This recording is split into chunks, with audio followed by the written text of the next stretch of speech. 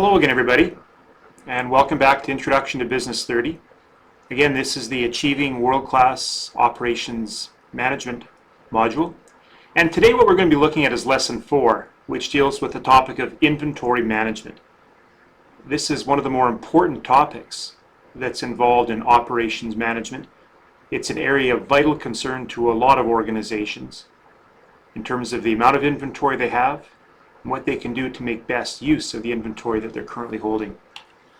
So for the overview right now, we're going to be looking at the following topics in today's lesson. We're going to begin with understanding maybe some of the reasons for holding inventory. In other words, why do organizations actually store inventory?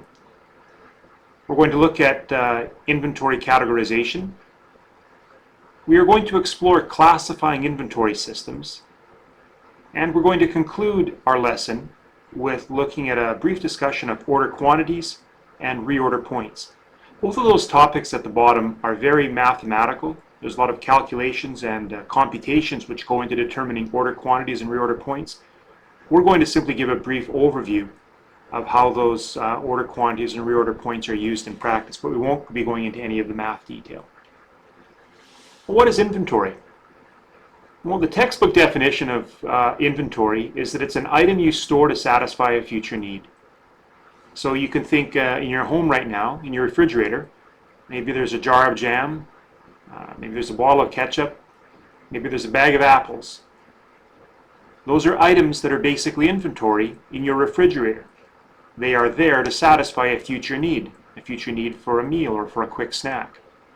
Again, inventory is any item that we store to help satisfy a future need.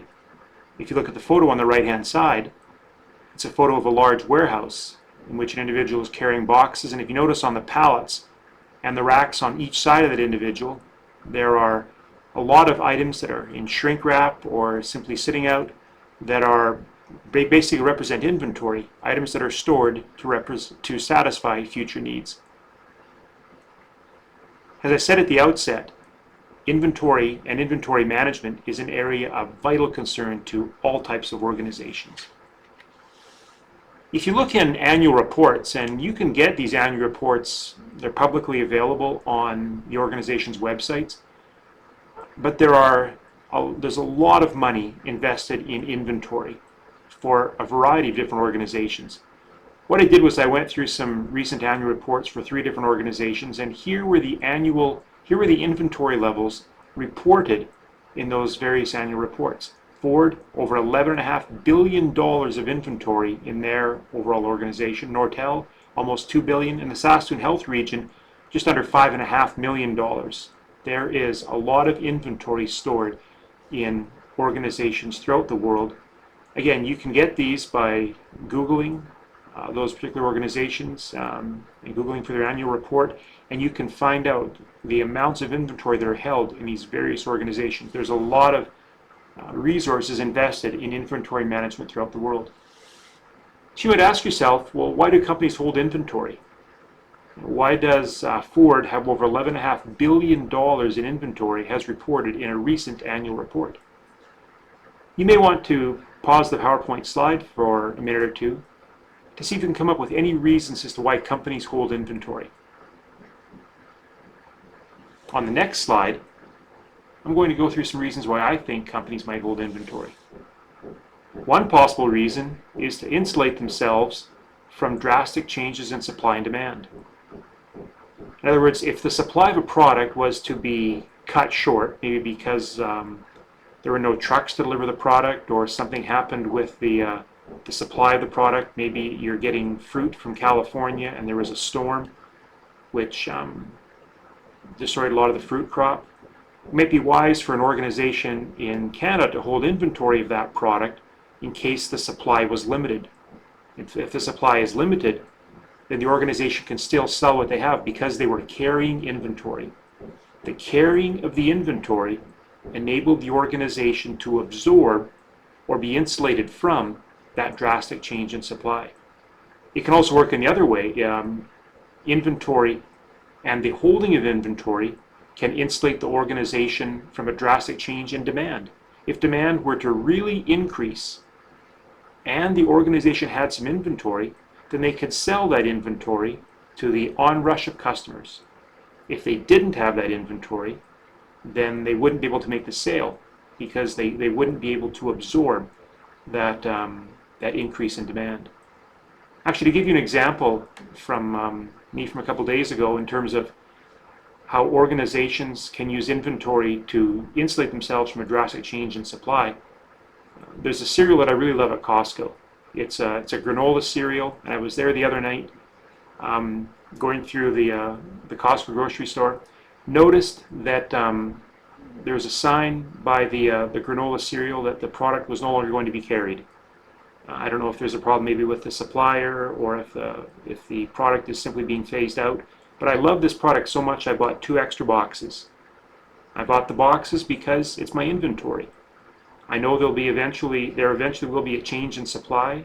They'll no longer have that product available. Well, at least I can use it for a bit more into the future. If I didn't buy it at all, and there was no more available on the shelves, then I'd be completely out of luck. Inventory can also permit you to have what are called quantity discounts. A quantity discount is basically a cheaper unit price if you buy something in bulk. If you go to a grocery store, for example, and buy a 12-pack case of tomato soup, buying a 12-pack of tomato soup, 12 cans of tomato soup, is cheaper than buying, it works out cheaper per can than buying 1 can at a time. So if you were to buy a case, a 12 cans of tomato soup, and bring that home, you've got inventory. Maybe the reasons you did that is because you got a quantity discount, you got a cheaper unit price because you bought in bulk. Organizations might also hold inventory to protect themselves against stockouts. A stockout is if a customer comes in to purchase a product and it's not there on the shelf. In other words, there was a demand for the product, a customer came in willing to buy it, the organization didn't have it available. They had simply run out. If an organization holds more inventory, they can reduce their stockouts. Again, the more inventory they hold, it reduces the chance of having a stockout because they'll have inventory able to sell to the incoming customers. Now remember, if you hold inventory, it comes at a cost because you've got to pay to store the inventory, maybe just pay to set it up, maybe if you're keeping it in a protected area, maybe you have to pay somebody to provide security for it, for example. But again, one of the reasons companies may want to hold inventory is if they're trying to reduce the chance of a stockout. Over the past couple of years, it turns out that inventory's percent of gross domestic product throughout Canada and many other nations in the world has been dropping. In other words, now there is much less inventory as a percentage of GDP throughout the world. Now, why do you think that's happening? Again, you may want to pause the slides here, try to jot down a reason or two on your own. I want to point out, though, that this is by no means a bad outcome. It doesn't mean that inventory is getting less important. I'll advance to the next slide to show you some reasons why I think this might be occurring. I think some reasons why this is happening is that companies are adopting more efficient processes. So they're able to produce more of what they need when they need it, rather than having these huge buildups of inventory. Companies are now being able to because of the use of data mining and business analytics, they're able to more accurately predict consumer demand. And if you can accurately predict consumer demand, then you can hold precisely what you need, rather than holding huge sums of inventory, hoping that somebody will buy it. Thirdly, we have what's known as JIT, or just-in-time. Companies throughout the world are adopting these practices and principles to reduce the amount of inventory they hold. They're basically now expecting their suppliers to send more frequent deliveries of smaller quantities rather than sending these huge bulk orders. By sending more frequent deliveries of smaller quantities, a company will have less inventory in its system. If you look at categorizing inventory systems, there's really 3 main categories we have: raw materials, work in process, and finished goods. A raw material is, as the name suggests, material that hasn't had any manufacturing or any processing done to it. For example, in a potash mine, If you were to look at the raw potash ore that the miners will bring out from the bottom of the mine, for example, that will be a raw material. Work in process is stuff that is being currently worked on, currently being processed, currently having some work done to it. So in the potash mine case, it might be the amount of potash that's currently in the system, where they are going through cleaning it, refining it, purifying it, and making it a saleable good. A finished good is when the processing is all done, when you've got a completed product ready for sale. You might also think in terms of if you're baking chocolate chip cookies, your raw materials could be the flour, sugar, chocolate chips, butter.